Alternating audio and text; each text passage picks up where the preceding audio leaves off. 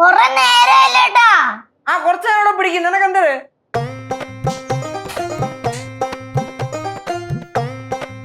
നീ എന്ത് മുറുക്കി കാവലിക്കുന്ന? കേശവന്റെ അകത്തുണ്ട്. അവന്റെ കടത്തിനകത്ത് ഒരു കാര്യം കാണിച്ചു തരാന്നും പറഞ്ഞ് കേറിയതാ. എന്ത് കാര്യം? അതറിയാമെങ്കിൽ ഞാൻ ഇവിടെ നിൽക്കുവോ? വേണ്ടേ? അത് വേണ്ട, തർക്കുത്തരത്തിന്റെ ആവശ്യമില്ല. ഒരു കാര്യം ചോദിച്ചാ പറഞ്ഞാ മതി. എന്ത് കാണിക്കാനാ നിൽക്കുന്നേ?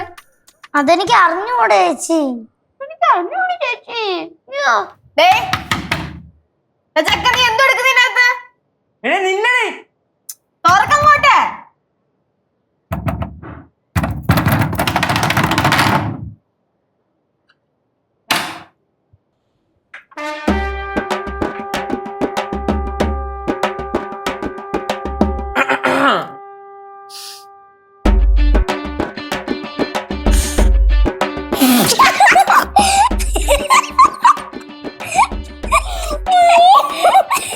Daddy.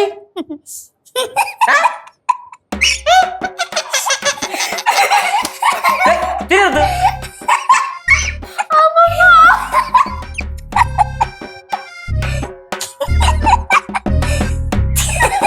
Mama.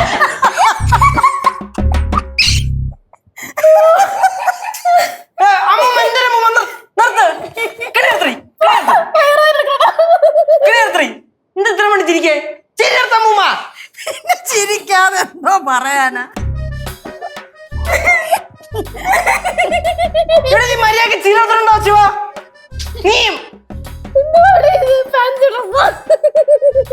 ഇതാണ് ഒരു ജേർണലിസ്റ്റിന്റെ വേഷവും ഭാവവും. ജേർണലിസ്റ്റ് ഇങ്ങനെയാണോ ഇരിക്കുന്നത്? മക്കളെ, ഒരു സമയത്ത് പണ്ട് കുറച്ച് ജേർണലിസ്റ്റുകൾക്ക് ഇങ്ങനെ നടന്നിരുന്നു. ആ കാലത്ത് എന്റെ മക്കൾ ജനിച്ചിട്ടും കൂടെ ഇല്ല. ജേർണലിസ്റ്റിന്റെ ഈ വേഷത്തിന്റെ വംശനാശം വന്നിട്ട് കുറച്ച് കൊല്ലമായി. ഇതെവിടുന്നാ സംഘടിപ്പിച്ചത്? പുരാവസ്തു ഗവേഷണ കേന്ദ്രത്തിൽ നിന്നാ. അവക്കും ബോധമില്ല, യവനും ബോധമില്ല. ഓ പെർഫെക്റ്റ് കപ്പളടേ, സൂപ്പർ. ഞങ്ങൾക്കല്ലേ ബോധമില്ലാത്തത്? ബോധമില്ലാത്ത നിനക്ക് തരവണ്ടയ്ക്കാണ്. ഇതൊരു ഗിമിക്കാണ്. ഗിമിക്ക്. അതായത് ഇപ്പൊ നീ തന്നെ ഇപ്പൊ പറഞ്ഞല്ലോ, പണ്ടത്തെ ജേർണലിസ്റ്റുകളാണ് ഇങ്ങനെ നടന്നുകൊണ്ടിരുന്നേന്ന് പറഞ്ഞല്ലോ. അതേപോലെ നാട്ടുകാരും പറയും. ഇപ്പൊ എന്നെ കാണുമ്പോ ഒരു 10-22 വയസ്സുള്ള ഒരു യുവ കോമളൻ. യുവ കോമാളി, ബാക്കി പറ.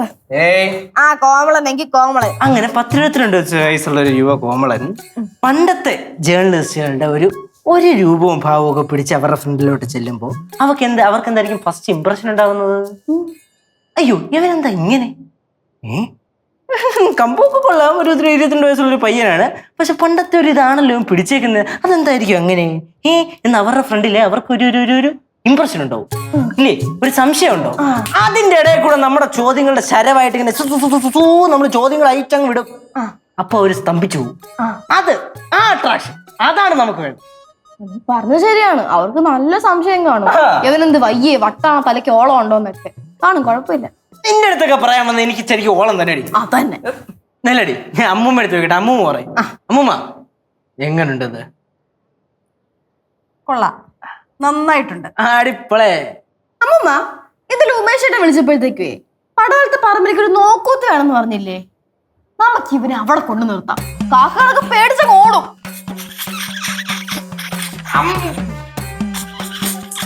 ചിരിക്കാൻ വേഗത്തോട്ട് പോയതാണോ?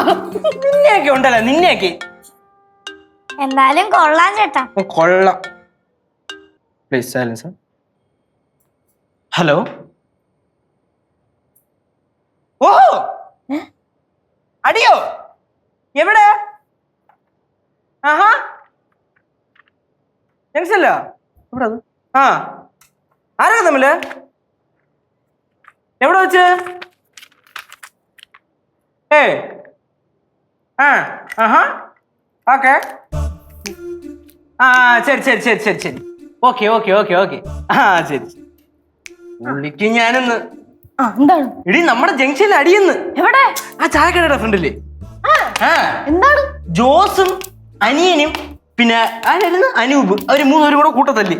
ജോസിന്റെ അനിയനോ?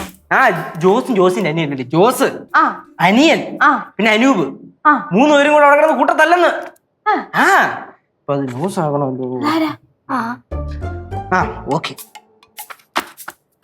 നീ ഇപ്പൊ എന്തിനാണ് ചെയ്തോണ്ടിരിക്കണം? ന്യൂസ് ഏതണ്ട് ആരാട്ടോ അതൊക്കെ? അതൊക്കെ 3 പേര് ഇവിടെ കിടന്ന് അടി ഉണ്ടാക്കണം അത്ര തന്നെ. അല്ല നീ ഒരു കാര്യം ചെയ്യില്ല, വേഗം കൊണ്ട് ചെല്ല്. ചെന്ന അവിടുത്തെ കാര്യങ്ങളൊക്കെ അറിഞ്ഞ് മനസ്സിലാക്കിയിട്ട് വേണ്ടേ? ഞാൻ എന്തിനാ അങ്ങോട്ട് പോണ കാര്യങ്ങളൊക്കെ അറിയാൻ? എടാ എന്നാലല്ലേ നമുക്ക് ന്യൂസ് എഴുതാൻ പറ്റുള്ളൂ. ഈച്ചി പോടെ എവിടുന്ന്? ഞാൻ ന്യൂസ് എഴുതാൻ പോയതല്ലേ. എനിക്ക് ന്യൂസ് ഒക്കെ ഇപ്പൊ ഇങ്ങോട്ട് വന്നില്ലേ, ഇപ്പൊ വിളിച്ച് പറഞ്ഞില്ലേ, അവിടുത്തെ കാര്യങ്ങളൊക്കെ ഇപ്പൊ ഞാൻ അറിഞ്ഞില്ലേ. ഞാൻ അവിടെ പോയി പറഞ്ഞ എന്തിനു സമയം കളയണേ? അവിടെ പോണ്ട ആവശ്യമില്ലെന്ന്. നമ്മൾ വീട്ടിൽ ഇരുന്നാ മതി, ബാക്കി നമ്മളങ്ങ് കയറ്റിയും വിട്ടുകൊടുത്താൽ മതി. ഒരു ക്യാപ്ഷൻ വേണം.